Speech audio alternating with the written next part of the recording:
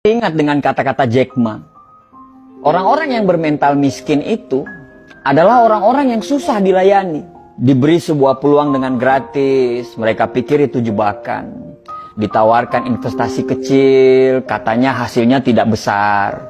Ditawarkan investasi yang besar, katanya mereka nggak punya modal. Diajak melakukan hal-hal yang baru, mereka berpikir bahwa mereka tidak punya pengalaman. Diajak bisnis tradisional, katanya persaingannya itu berat sekali di luaran. Diajak bisnis yang model baru, katanya itu multi level marketing. Diajak buka toko, katanya ngeluh nggak bebas. Diajak bisnis apa aja, mereka bilang mereka nggak punya keahlian. Jadi orang-orang bermental miskin ini selalu berpikir lebih banyak daripada profesor, tapi bertindak lebih sedikit dari orang buta. Dan coba Anda tanyakan kepada mereka, apa yang sudah mereka lakukan terhadap hidup mereka? Niscaya mereka akan susah untuk menjawab apa yang Anda tanyakan. Padahal hidup itu berjalan terus.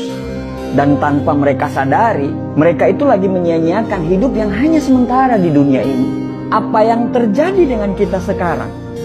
Karena tindakan dan pemikiran kita di masa yang lalu, di tahun-tahun lalu. Kalau sekarang kita hidupnya biasa-biasa saja, tidak ada perkembangan dan cenderung hidup kita itu malah menurun, bisa dipastikan tahun-tahun yang lalu itu kita nggak ngapa-ngapain sama sekali. Nah, kalau kita nggak ngapa-ngapain, terus kita pertahankan nggak ngapa-ngapain kita itu sekarang, bisa dipastikan masa depan kita atau tahun-tahun yang akan datang kita akan sama aja seperti sekarang. Selalu ada kesamaan apa yang dilakukan oleh orang-orang gagal dan bermental miskin ini. Kesamaan itu adalah sepanjang hidup mereka, mereka hanya menunggu dan menunggu.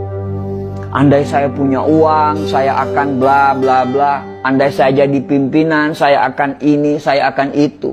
Andai kata, jikalau, meskipun, dan akan tetapi, selalu jadi kata-kata manis yang secara tindakan itu omong kosong. Ada sebuah konsep yang bagus untuk kita bisa jadikan pegangan. Kalau kita mau hidup kita sulit ke depannya, maka sekarang ambillah pilihan-pilihan yang gampang.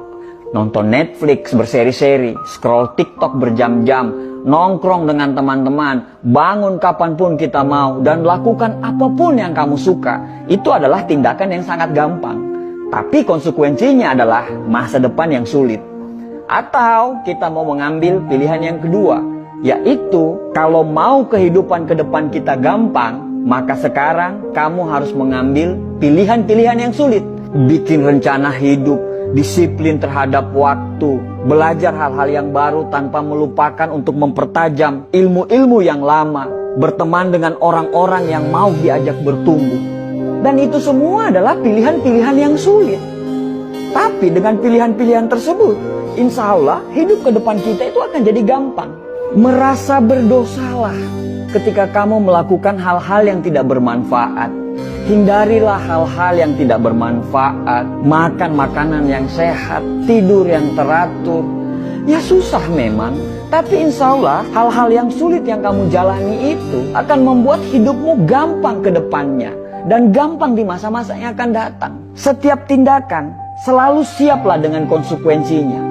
Mau gampang sekarang sulit ke depannya, atau mau sulit sekarang gampang ke depannya. Itu semua pilihan hidup. Dan dari semua pilihan itu tidak ada yang salah. Tapi bersiaplah dengan konsekuensinya. Susah memang dibedakan mana orang yang serius mau berubah dan orang yang cuman ngomongnya doang yang besar.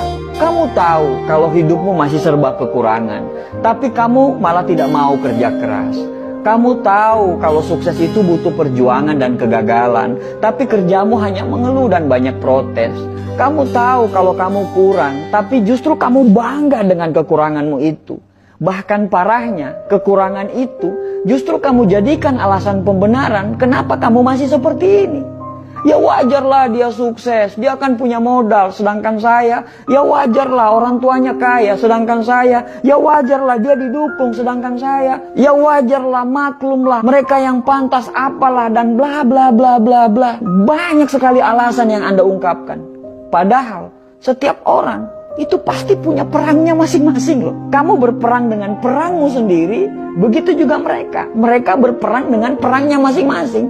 Setiap orang ada dengan masalahnya masing-masing. Bedanya, kamu menyerah dan mereka masih menyelesaikan masalah mereka dan mereka tidak pernah keluar dari arena pertempuran. Kalau kamu tidak berjuang, terus apa yang mau dimenangkan? Akhirnya orang-orang sukses dan kita lagi-lagi tidak sukses. Setelah melihat mereka sukses, apa kata kita? Wajarlah, mereka kan beda. Ya iyalah beda. Orang-orang sukses itu pasti berbeda. Perbedaan tidak selalu yang terbaik, tapi yang terbaik pasti berbeda. Bukan beda makanannya, karena mereka pun makan apa yang seperti kita makan. Bukan beda dari kecerdasan. Terkadang orang-orang sukses itu justru kepintaran dan kecerdasannya itu jauh di bawah kita. Tapi yang membedakan itu adalah action dan tindakannya. Saat kamu menunggu perubahan datang, mereka selalu menciptakan perubahan. Sampai kapan kamu menunggu dan tertinggal? Lebih baik gagal karena melakukan sesuatu daripada sukses tapi tidak melakukan apa-apa dalam hidup. Manusia itu bisa berubah karena Tuhan menciptakan kita, selalu ada maksud dari penciptaan tersebut. Tidak ada yang bisa merubah diri kita kecuali diri kita sendiri yang mau berubah. Berdoa lebih banyak, bangun lebih pagi, belajar lebih giat lagi, cari lingkungan pertemanan yang memang betul-betul membuat kita bertumbuh. Selalu positif tiap hari dan jangan banyak mengeluh. Pelajari semua pola-pola kenapa orang bisa sukses. Karena sukses itu berpola, gagal pun berpola. Ya terserah kamu mau ngomong apa. Mau ngomong kita kebanyakan bacot lah atau apapun itu. Tapi setidaknya kami sudah mengingatkan. Tugas kami itu hanya mengingatkan. Sesungguhnya kamu tidak akan dapat memberi hidayah kepada orang yang kamu kasihi. Orang positif selalu saling mendoakan. Orang negatif akan saling menjatuhkan. Orang sukses itu paham proses. Sedangkan orang gagal pasti banyak protes. Semoga kita dan keturunan kita bisa sukses dan bisa memberikan sumbangsi untuk negara ini. Dan semoga kita terhindar menjadi orang-orang yang hanya ngomong doang, tapi nol secara tindakan. Terima kasih.